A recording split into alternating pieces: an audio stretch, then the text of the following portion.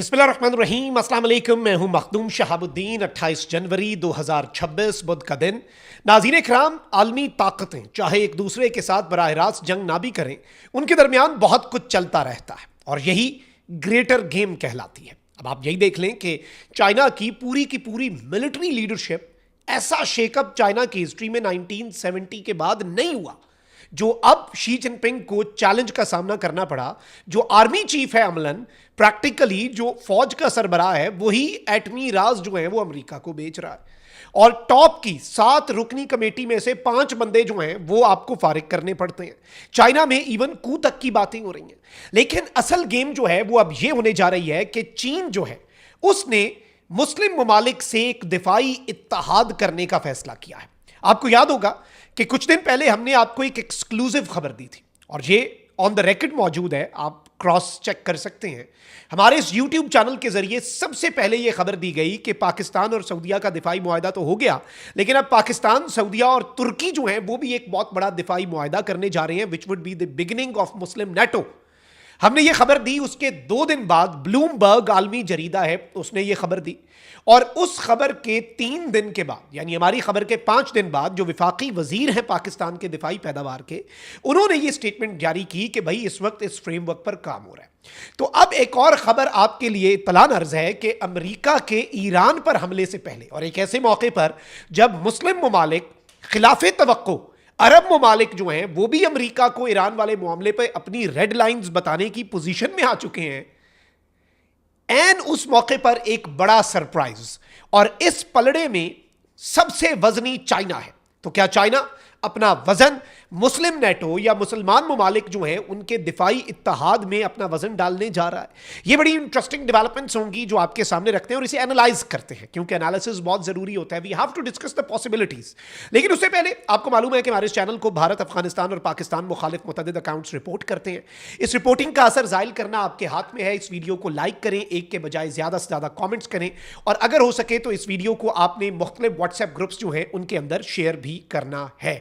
अच्छा, अब इस सारी की सारी सूरत हाल को अगर हम एनालाइज करें और बहुत सी चीजें जो हैं उन्हें समझने की कोशिश करें तो इस वक्त चल क्या रहा है। देखिए, चाइना को एक बहुत बड़ा धचका लगा, बल्कि हो सकता है कि चाइना जो है वो काफ़ी अरसे तक इस धचके के असरात से बाहर ना आ सके। आप ये देखें कि Xi Jinping central military commission CMC के हेड है। उसमें शी जिनपिंग के अलावा 6 और लोग हैं, 7 रुकनी कमेटी है, 5 बंदे आपको फारिग करने पड़ते हैं। अब तो ये खबरें आ रही हैं कि 3000 बंदा जो है वो अरेस्ट, कितना 3000 बंदा फौजी अरेस्ट हुआ है क्योंकि एक कू की कोशिश की जा रही है। इसी तरीके से ताइवान वाला मामला है और बाकी चीज़ें हैं। तो ग्रेटर गेम्स जो होती हैं, आलमी ताकतों के जो आपस में खेल होते हैं, वो इसी तरह से होते हैं और ऑब्वियसली फिर साइड्स भी ली जाती हैं, ब्लॉक्स भी बनते हैं।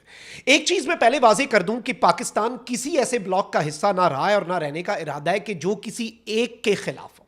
इस चीज़ को आप ज़हन में रखिएगा। हमारी अमेरिका से भी अच्छे टर्म्स हैं, चाइना से भी अच्छे टर्म्स हैं, रशिया से भी बहुत अच्छे टर्म्स हैं, सऊदी अरब UAE से भी बहुत अच्छे टर्म्स हैं। तो वहीं दूसरी जानिब ईरान जो है उसके साथ पाकिस्तान की बेहतरीन ताल्लुकात हैं। पाकिस्तान ब्लॉक पॉलिटिक्स का ऐसा नहीं बनेगा। Interest of the Pakistani people number 1। अब इसमें एक बड़ी इंपॉर्टेंट चीज है जो हमें समझनी है। अब इसमें एक चीज जो है वो बड़ी इंटरेस्टिंग है।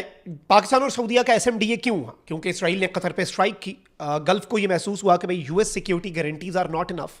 सऊदी और पाकिस्तान का दिफाई मुआहदा हुआ। जेरूसलम पोस्ट ने और इसराइल ह्योम ने यह तजिया दिया कि यह इसराइल के लिए एक थ्रेट है और यह एक बहुत बड़ा थ्रेट बन सकता है इन द फ्यूचर, इसे रोकना होगा।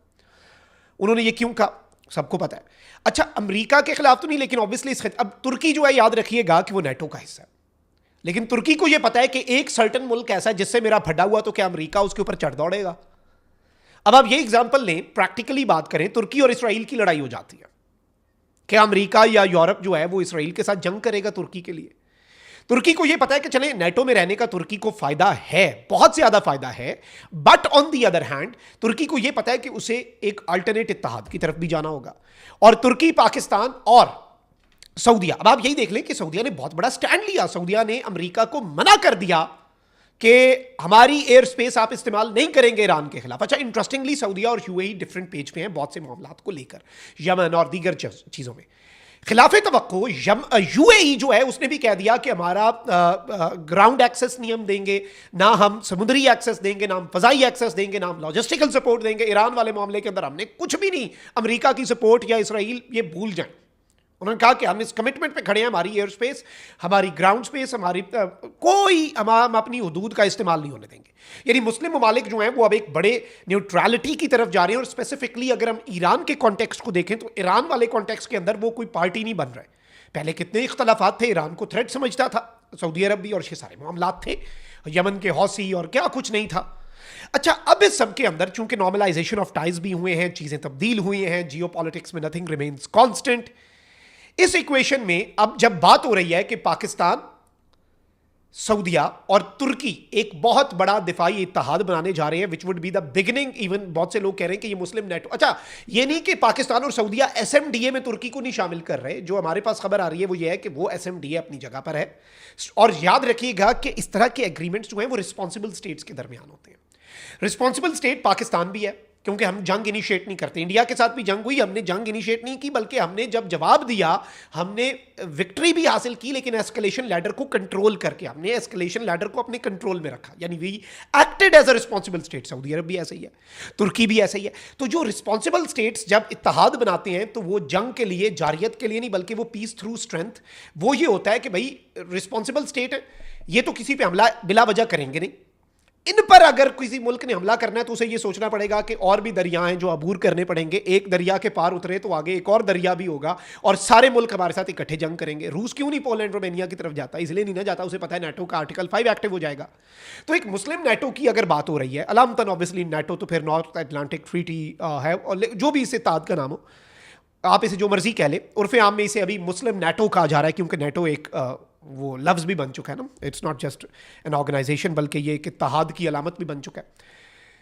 इस हवाले से बताया जा रहा है नाज़रीन इकराम कि अब आयरन क्लैड ने और दीगर जो अकाउंट्स हैं और दीगर सोशल मीडिया रिपोर्ट्स जो हैं वो ये बता रही हैं कि चाइना ने कहा है कि वो न्यूली फॉर्मिंग मुस्लिम नेटो की सपोर्ट कर सकता है, और चाइना उसे सपोर्ट करेगा और चाइना उसे वेलकम करेगा। अब ये जो चीज़ है ये बड़ी इंपॉर्टेंट है। इस चीज ने गेम को चेंज कर दिया है, और इस सब के अंदर बाकी मुस्लिम ममालिक जो हैं वो भी ऑब्वियसली शामिल होते जाएंगे।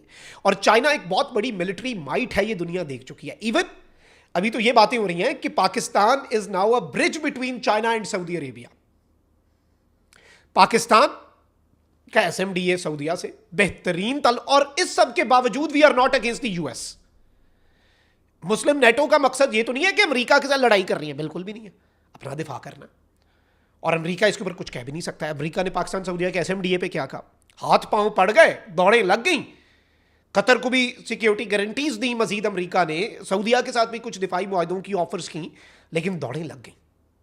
वो एक अलग बात है, ये तो दुनिया में होता है। पाकिस्तान इस वक्त कितने ममालिक पाकिस्तान से रब्ता कर रहे हैं कि हमें JF-17 दे, दर्जनों लाइन लगी पड़ी है। हम चूज कर रहे हैं क्या करना है क्या नहीं करना, क्या इंटरेस्ट में है क्या नहीं। तो ये चीजें जो हैं ये समझने वाली हैं, और इन्हें अगर हम एनालाइज करें तो बहुत कुछ हमारे सामने क्लियर हो जाता है। और पाकिस्तान की इस वक्त पोजीशन ऑफ स्ट्रेंथ है, और इस सब के अंदर अगर चाइना ये वजन रख देता है अपना मुस्लिम नेटो के पलड़े में, तो ये वेस्ट के लिए एक बहुत बड़ा दर्देसर हो सकता है।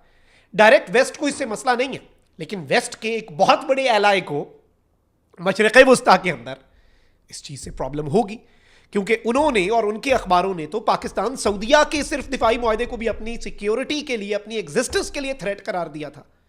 तो ये एक बड़ी इंपॉर्टेंट चीज है। पाकिस्तान इस डायरेक्शन में ऑब्वियसली दिफाई इत्तेहाद होते हैं ममालिक के, ये इंटरेस्टिंग होने जा रहा है। अपना बहुत ख्याल रखें। अल्लाह निगहबान। पाकिस्तान जिंदाबाद।